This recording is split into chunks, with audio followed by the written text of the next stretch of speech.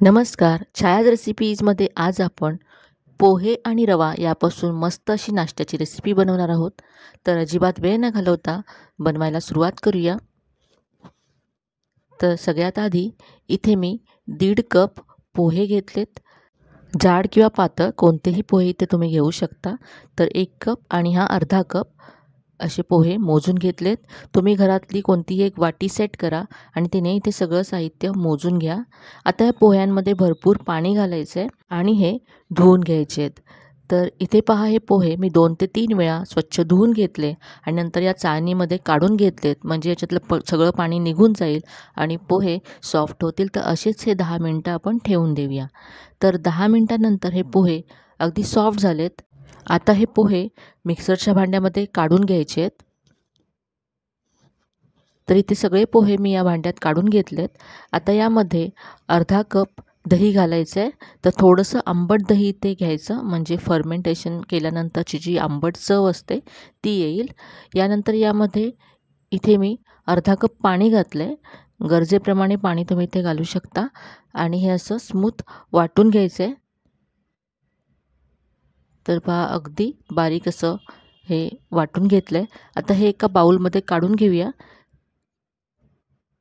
तर पोहे आणि दही मी जे वाटून घेतलं ते या बाउलमध्ये काढून घेतलं आहे. आता यामध्ये 1 कप रवा घालायचा आहे. तर इथे तुम्ही जाड किंवा बारीक कोणताही रवा वापरू शकता. हे आता मिक्स करून घेऊया.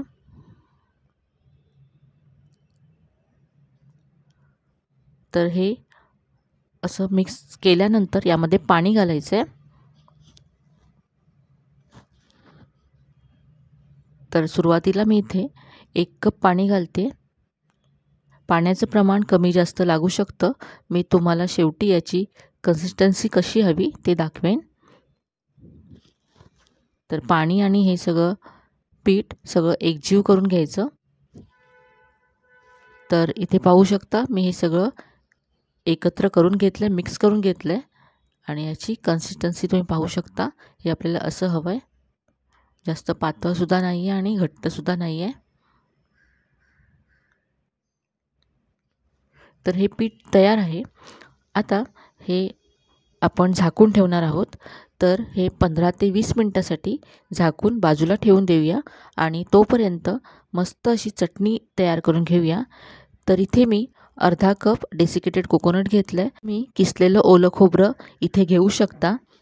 यानंतर यामध्ये आलं आणि लसूण घातलं आहे. यानंतर इथे हिरव्या मिरच्या घ्यायच्या आहेत. जेवढी चटणी तुम्हाला तिखट हवी त्या प्रमाणात तुम्ही घ्या. यानंतर थोडीशी कोथिंबीर घातली. 1 मोठा चमचा भाजलेली चण्याची डाळ घातली आणि चवीप्रमाणे मीठ घातलं आहे. आता पाणी घालून ही चटणी वाटून घ्यायची आहे. तर ही चटणी पहा, इथे मी वाटून घेतली, एका बाउलमध्ये काढून घेऊया आणि या चटणीवर घालण्यासाठी मस्त खमंग अशी फोडणी तयार करूया. तर फोडणीसाठी इथे मी 1 चमचा तेल कडकडीत गरम करून घेतलं.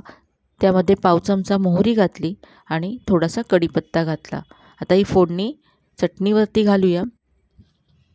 ही मस्त आपली चटणी तयार आहे. तर ही चटणी आपण तयार करून घेतली. आता आपण पुढची प्रोसेस करूया. तर इथे मी इडलीचं भांडं घेतलं आहे. याला ग्रीस करून घेऊया. तर अशी दोन्ही भांडी मी ग्रीस करून घेतलेत. आता आपण पीठ जे झाकून ठेवलं होतं ते पाहूया. तर इथे 20 मिनटं झालेत आणि हे पीठ आता पहा अगदी परफेक्ट तयार झालं आहे. पुन्हा पाणी घालायची यामध्ये अजिबात गरज नाही आहे. तर हे आता आधी असं 2 मिनटं फेटून घेऊया, म्हणजे थोडंसं हलकंसुद्धा होईल आणि एकजीव होईल. यानंतर यामध्ये 1 चमचा इनो फ्रूट सॉल्ट घालायचे आहे. तुम्ही याऐवजी अर्धा चमचा बेकिंग सोडासुद्धा घालू शकता. यावरती थोडंसं पाणी घालूया आणि हे मिक्स करायचे. इथे आपण मीठ घातलेलं नाही आहे. तर आता यामध्ये चवीप्रमाणे मी मीठ घातलं आहे. मीठसुद्धा मिक्स करून घेऊया.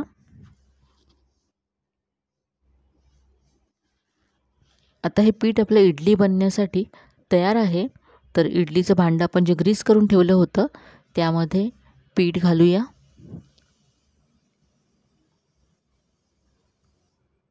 तर इथे पहा दोन्ही भांडी मी अशी भरून घेतलेत. आता इथे मी आधीच पाणी गरम करत ठेवलं होतं. यामध्ये हा इडलीचा जो स्टँड आहे तो ठेवायचा आहे आणि झाकण ठेवायचं आहे आणि ही इडली 10 ते 12 मिनटं वाफवून घ्यायची आहे. तर पहा साधारण 12 मिनटं झालेत. आपण पाहूया. पहा किती मस्त इडली ही फुगली आहे. दुप्पट झाली आकाराने. जवळून तुम्ही पाहू शकता. अगदी मस्त दिसते. तर ही इडली आपण आता थंड करून घेऊया. तर मी गॅस बंद केला आहे आणि ही इडली आता थंड करून घ्यायची आहे. तर इथे पहा इडली मी काढून घेतली आणि अगदी मस्त पांढरी शुभ्र जाळीदार अशी इडली तयार झाली आहे. तर अगदी झटपट ही इडली तयार होते. यासाठी तुम्हाला डाळ तांदूळ भिजत घालायची, वाटण्याची किंवा फर्मेंट करण्याची सुद्धा गरज पडत नाही. अगदी तुम्हाला जेव्हा खायची इच्छा होईल तेव्हा तुम्ही इडली बनवू शकता. पोहे आणि रवा हे तर आपल्या घरी नेहमीच उपलब्ध असतात. त्यामुळे तुम्ही कधीही ही इडली सहज बनवू शकता. नाश्त्यासाठी, मुलांच्या टिफिनसाठी ही इडली अगदी परफेक्ट आहे. सकाळच्या घाईच्या वेळेससुद्धा तुम्ही झटपट ही बनवून तयार करू शकता. इथे एक इडली मी तुम्हाला तोडून दाखवते. पहा आतूनसुद्धा किती जाळीदार झाले, अगदी सॉफ्ट आहे. चटणीबरोबर तर अगदी मस्त लागते. तर आजची ही रेसिपी तुम्हाला कशी वाटली कमेंटमध्ये नक्की कळवा. रेसिपी जर आवडली असेल तर व्हिडिओला जास्तीत जास्त लाईक करा, शेअर करा. चॅनलवर जर नवीन असाल तर चॅनलला सबस्क्राईब करायला विसरू नका. तर मग पुन्हा भेटूया अशा छान छान आणि नवीन नवीन रेसिपीसह. तोपर्यंत धन्यवाद.